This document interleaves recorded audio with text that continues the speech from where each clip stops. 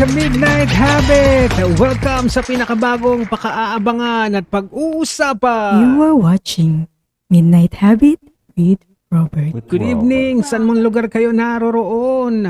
Ano mang oras nyo napapanood o napapakinggan ang first episode natin ngayon?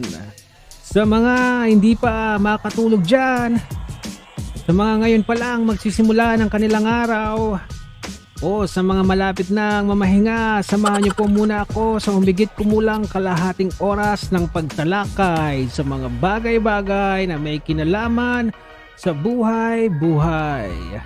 Tungkol man ito sa inyong sarili o anumang plano bilang paghahanda sa inyong kinabukasan. Together, let's deal with life and share the good vibes. Sana gawin yung habit ang panonood sa inyong abang lingkod. Live po tayo every Tuesdays and Thursdays on FB. Ang bawat episode ay nasa aking official YouTube channel, Robert Rubio 1, or sa aking official Facebook page partner, St. Peter Anywhere. Hope you'll make it a habit to always check our latest uploads. And speaking of habit, ano-ano bang habit ang na-develop nyo nung nag-start ang lockdowns at quarantine? Is it a good habit or a bad habit? We have the pandemic and quarantines for more or less 17 months and counting. And from the habits you have developed during this time, did you ask yourself if you have changed? Do you like what you are doing right now? Whatever. Does it make you a better person? I love it. If you have developed a good habit that made you a year older and wiser, good for you and carry on with that. Otherwise, consider this your wake-up call. Awkward. Kung more on the negative side ang sagot mo, then try to work out where you are right now in your life. Make a decision kung ano ba talaga ang gusto mong marating. I mean, where you wanna be. Start to open up new ways of thinking, plan, and take action. To better help you with the push you need and turn away from the bad habit or habits, let me share with you these 3 simple habits that can make you a better person. Yun, overlay. Okay. Moving to the first one, it says, be grateful for at least one thing every day. Na-try mo na ba to? Na maging grateful kahit sa small things. Actually, no matter what's the size of it, it does not matter. Be appreciative of your surroundings. Notice even the small things that can make your heart merry and cheerful. For example, when you enter a restaurant or a sale shop or perhaps a bank and you think you've got more than the service you expect, naturally you appreciate them. So take this opportunity to be grateful. Call the customer service, email the company to appreciate their exerted effort and how they made you feel grateful, and things like that. So if you want, you can make a list of everything you have appreciated. Ipunin mo until it turns into a journal. Then, dedicate a moment to reflect on those happy moments any time of the day and make it your everyday habit. A Proverbs from the Bible says, a merry heart does good like a medicine, but a broken spirit dries the bones. Kaya nga may choice ka between merry heart or dried bones. A clinical psychology study suggests that there are many benefits from practicing gratitude, cheerfulness, and being happy.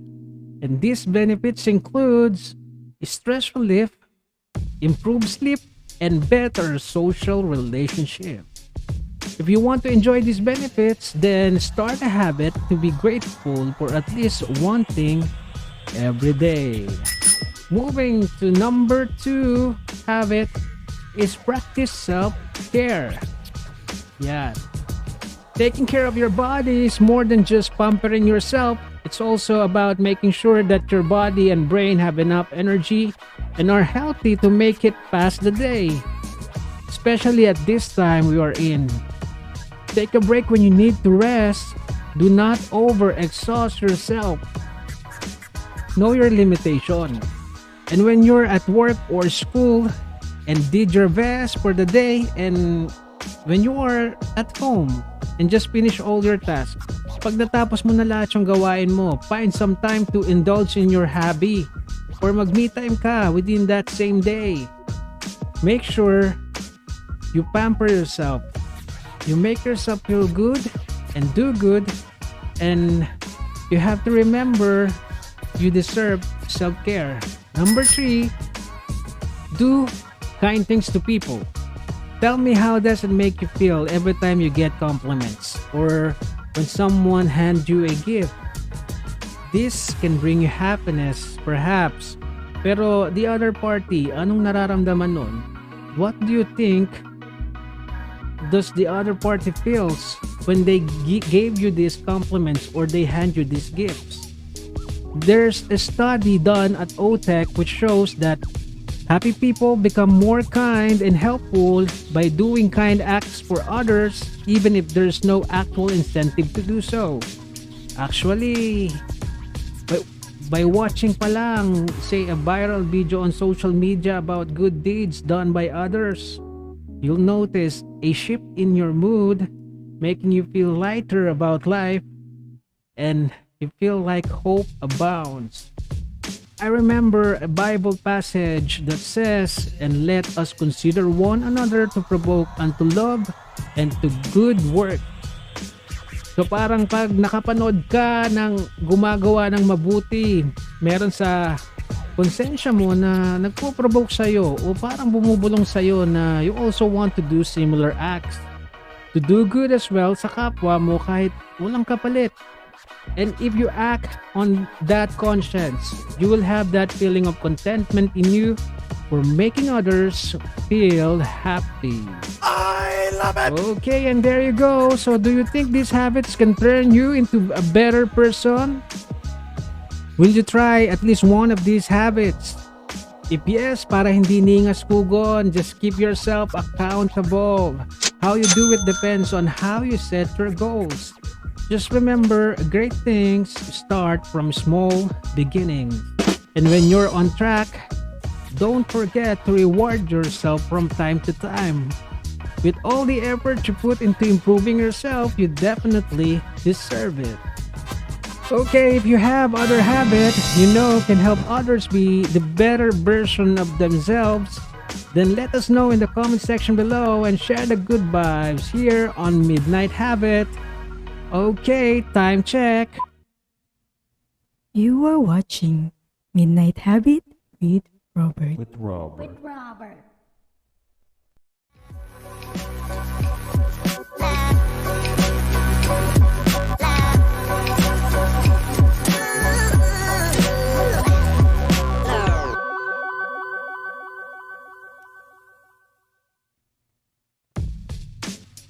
This segment is about psychological quiz game of self-discovery called Kokology, where you are asked to answer questions about seemingly innocent topics and then reveals what your answers say about you. If you're confident enough to take the test, then get ready. Here are the game reminders when playing this. The first one is, you have to imagine yourself inside the unusual scenario. And just say the first thing that pops into your head.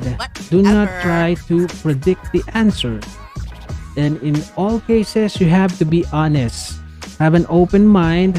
Your answer will be interpreted from a psychological perspective.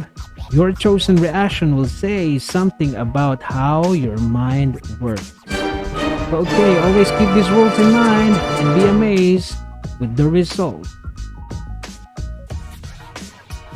Okay, let's reveal the content for today. Caught in the rain. Not everything in life is predictable. We're always getting hit by surprises, emergencies, and unforeseen disasters. Without any chance to prepare ourselves mentally, surprises of any kind can be stressful. An unexpected proposal just as much as a sudden breakup. There are too many things we cannot predict or control. That's one of the reasons we all tend to develop habits and patterns to live by. This is our scenario for today. You are walking outside when a hard rain suddenly begins to fall. And even if you run full speed, you're still about 5 minutes from your destination. Which of the following best describes your choice of action? So, naabutan ka ng malakas na ulan at kahit magmadali ka pa, ikaw ay 5 minutong malayo pa rin sa patutunguhan mo. So, given the life choice, which of the following best describe your choice of action? Okay, here are your life choices. Number 1. I'd find an awning or tree to stand under and wait for the rain to stop. Life choice number 2. I don't know how long it's going to keep raining, so I'd run to where I'm going as fast as I could. Life choice number 3. I'd see if there was anybody around with an umbrella I could share or a store where I could buy one. And life choice number 4, I always have an umbrella in my bag when I go out, so I'd use that instead. Don't forget to put in comments your answer down below. Discover what your today's life choice says about you. Stay tuned for the test result in just a while. Time check. You are watching Midnight Habit with Robert. With Robert. Kahit saan, kahit kailan masdan, bawat pamilya dapat may safety their life plan.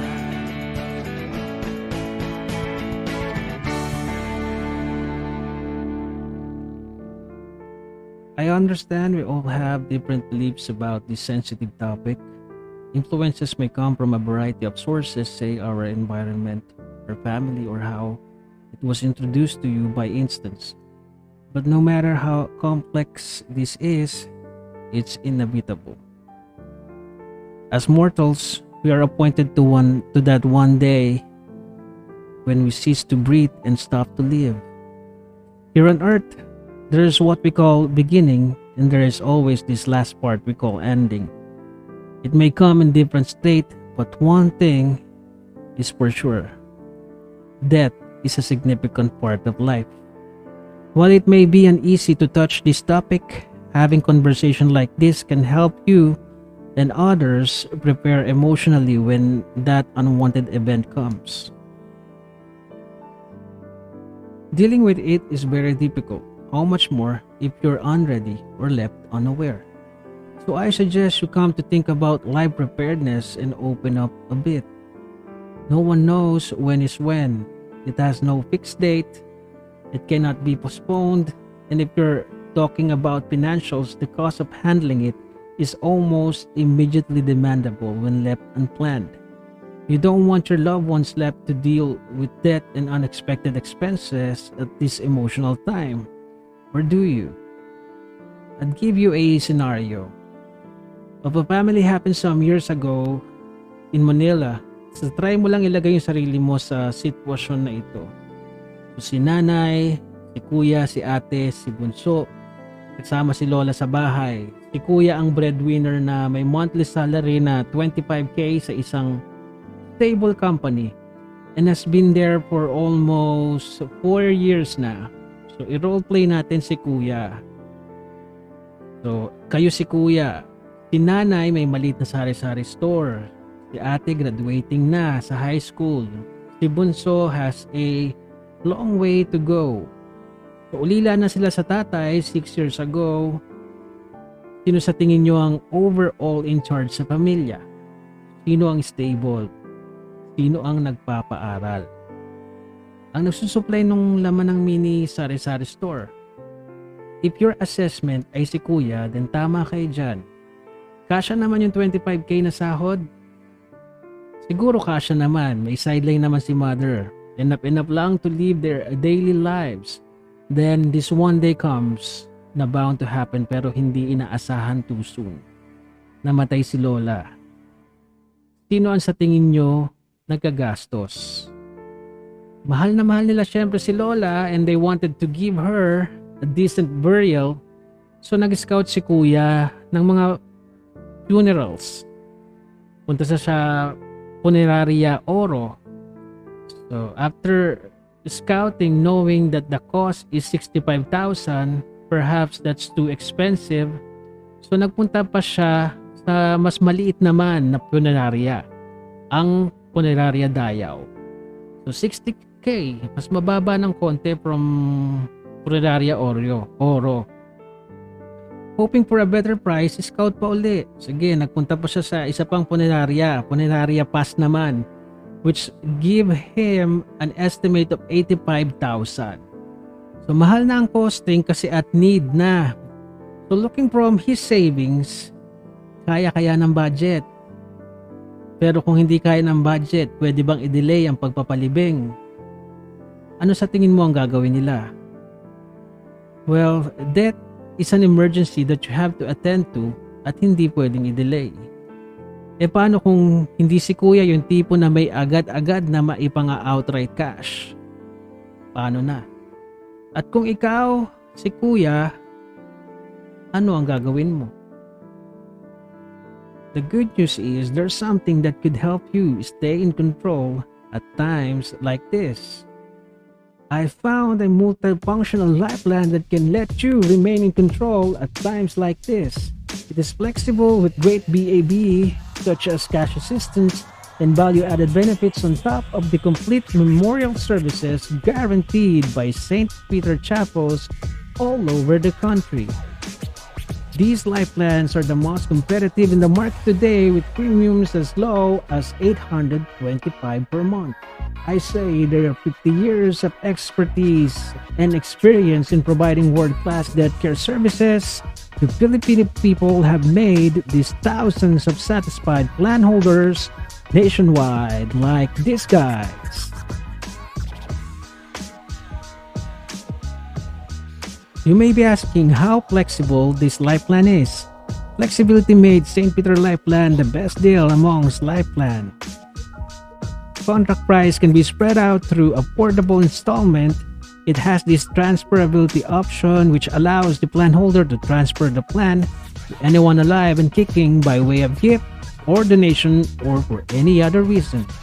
It also has the assignability option which allows the plan holder to assign the plan to anyone who needs the memorial service, and by anyone it could mean anybody who just passed away. Siguraduhin mo lang na patay na ang pag-a-assignan. That's flexibility. Kanino pwede i-assign? Any other person, say a relative, a friend, a colleague, or if you want, even your enemy. Now, going back to our scenario, let's say naporsinan ni kuya na siya ang may responsibility sa family since nawala si tatay. At pagka-work niya, kumuha agad siya ng life plan monthly which is 5 years to pay. Sinama na niya as part of their monthly expenses. Kung may 4 years na siyang nagtatrabaho, 12 months na lang ang bubunuin niya sa life plan. If ang life plan is 825 monthly, the family's outright expense would only be 9,900 as against 65,000. Not to mention na hindi na sila mag-e-effort to scout for funeral and complete package na. Nandun na yun lahat. Would you agree with me if I say it is wise to plan for events that is bound to happen? And would you also agree that it is wiser if you plan and take action? If you are ready to take a step higher with your plan and action, Let's talk about life awareness, living benefits, and great opportunities. Let's talk about your life plan. Paghandaan ang iyong kinabukasan. Paghandaan ang panahon ng pangangailangan. Pag may St. Peter Life Plan, panatag ang kalooban. May St. Peter Chapels pang masasandigan. Kahit saan, kahit kailan maasahan. Bawat pamilya dapat may St. Peter Life Plan. St. Peter Life Plan.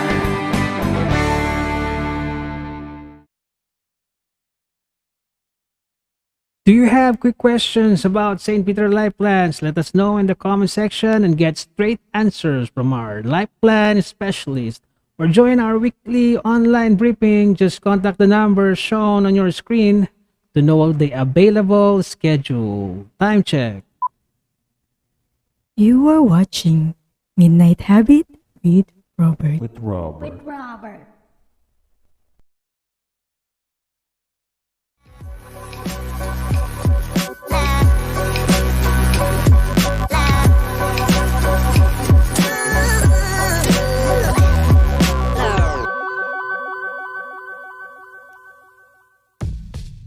Okay, going back to today's in Kokology, let's see our test results. Okay, question recap. You are walking outside when a hard rain suddenly begins to fall. Even if you're running full speed, you're still about 5 minutes from your destination. Which of the following best describes your choice of action? How did you respond to the sudden downpour? The rainstorm represents unforeseeable and uncontrollable forces in life. Things we cannot just predict or control, like death. If you are worried about life's sudden changes, plan ahead with St. Peter Life Plan, with variety of options to choose from, geared up with BAB that lets you be prepared and remain in control even after death. If you want to know more, just switch the numbers shown below. And now, let's interpret your life choice. The given scenario pertains to a fight breakout between you and someone close to you. May it be your loved one or friend or relative or anybody dear to you. And your choice reveals how you tend to react to this situation. If you have chosen, I'd find an awning or tree to stand under and wait for the rain to stop. Personality revealed, you are the type who waits for the other side in the fight to cool off before trying to settle your differences. You prefer to let them rant and rave until they run out of steam. Then present your case calmly and objectively.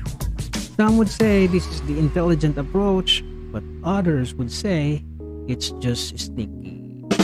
If you have chosen, I don't know how long it's going to keep raining, so I'd run to where I'm going as fast as I could. Personality revealed. You don't care about the end result of a fight so much as getting to speak your mind. You're sure you're right and there's no sense in arguing the point. The concept of give and take does not figure into your tactics. If they get angry, you'll get angrier. If they start to yell, you scream. This doesn't make you much fun to argue with, but at least it's very easy to tell where you stand on an issue. If you have chosen, I'd see if there was anybody around with an umbrella I could share, or a store where I could buy one. Personality revealed, you don't like conflicts and confrontation, so you try to smooth things over and calm the other person down whenever a fight breaks out. Unfortunately, sometimes that only makes things worse. It may be important for you to make a stand and weather the storm every once in a while. If you have chosen, I always have a folding umbrella in my bag when I go out, so I just use that. Personality revealed. You think you have an answer for every accusation, a justification for every fault. To you, an argument may be just a chance to hone your skills at debate. But to others, you seem slippery, frustrating, and insincere. But of course, you probably have a good explanation for that too. And there you go. Are you surprised at how accurate the answers reflect your personality? Or do you disagree with the interpretation of these quiz answers? Don't forget to make your comment and make yourself heard until our next Kokology session. Time check. You are watching Midnight Habit with Robert. With Robert.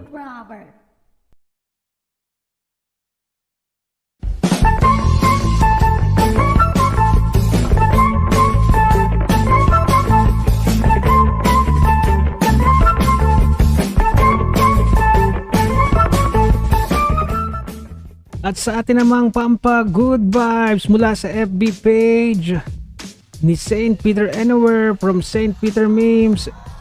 Eto na. Okay.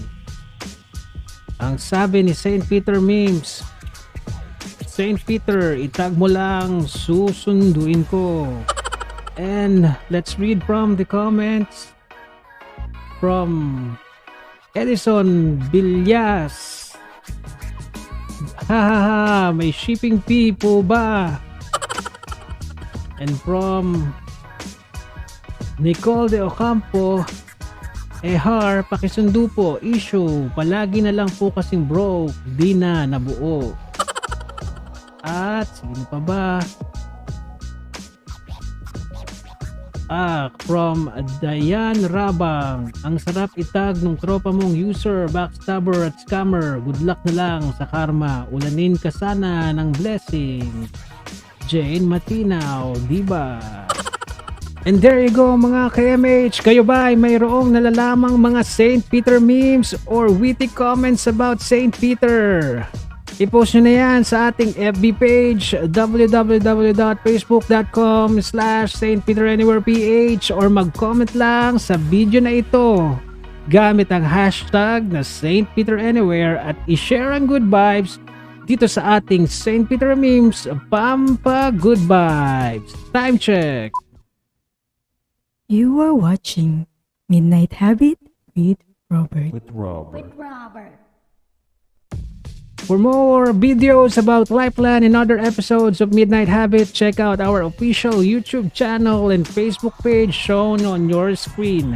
Or you may visit the links within the description up above or down below. Don't forget to subscribe and hit the notification bell to keep you updated.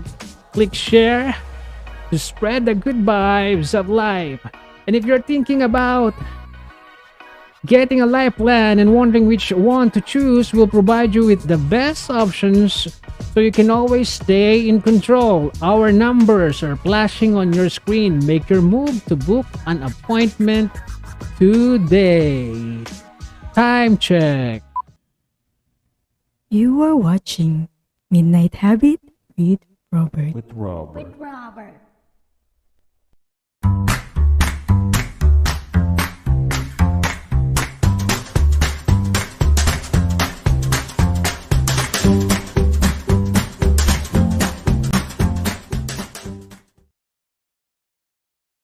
At kung ikaw ay may St. Peter life plan na, dapat alam mo to. Kung ikaw ay nag-avail ng life plan nung ikaw ay between 18 to 59 years old pa lamang, ang plan na nakuha mo ay may pre-insurance. This means your plan includes the following. Ito yung isa. Cash assistance equivalent to full contract plan price from year 1 to year 10 ng inyong plan. Meron ding accidental death and dismemberment na insurance coverage from year 1 to full payment or until 55 years old kung ano yung mauna. But like other insurances, this is subject to contestability period of 1 calendar year. Anong ibig sabihin? Dapat si plan holder ay wag muna mamatay sa loob ng 1 taon pagkabili niya ng plan. Kasi pag namatay agad siya during this paying period, the added benefits may not be in effect. More of this at iba pang mga bagay-bagay na dapat alam mo kung ikaw ay may St. Peter Life Plan. Kaya tutok lang sa susunod na segment ng Dapat Alam Mo To. Time check! You are watching Midnight Habit with Robert. Hoping we have made your midnight worthwhile mga ka-MH. Shoutout din dyan sa mga may pinagdadaanan sa buhay, sa mga may hinanakit hanggang ngayon sa kanilang mga magulang. Consider our times right now na walang kasiguraduhan kung makakapagkita pa kayo bukas o sa makalawa. Siguro ito na yung panahon to live your best life. Don't be afraid to take action. Patawarin mo na sila. Palitan mo yung puot, yung pait na nararamdaman mo ng pagmamahal.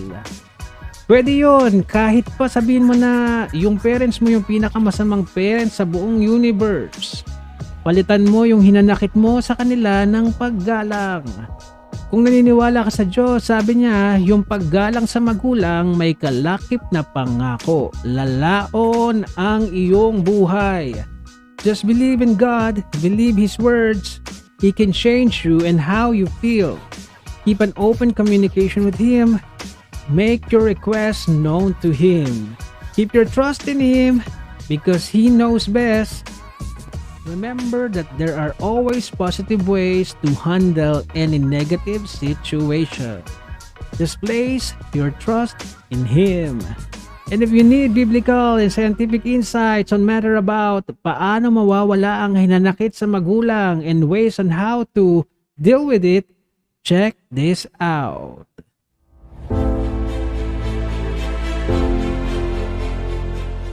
Kasangkapan sila ng Diyos para sa atin. Magagalit sa iyo ang Diyos pag hindi ka marunong kumilala ng utang na loob sa magulang.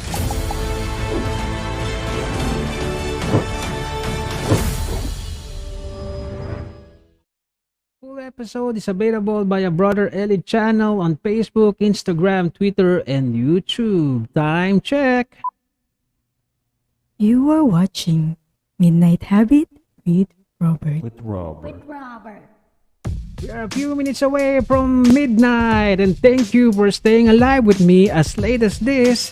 If you enjoyed the episode, please check out our other video about life is too short to be afraid to take action. I have been your host, Robert Rubio, helping you discover more about yourself and your life plan. Until next time, God willing, good night.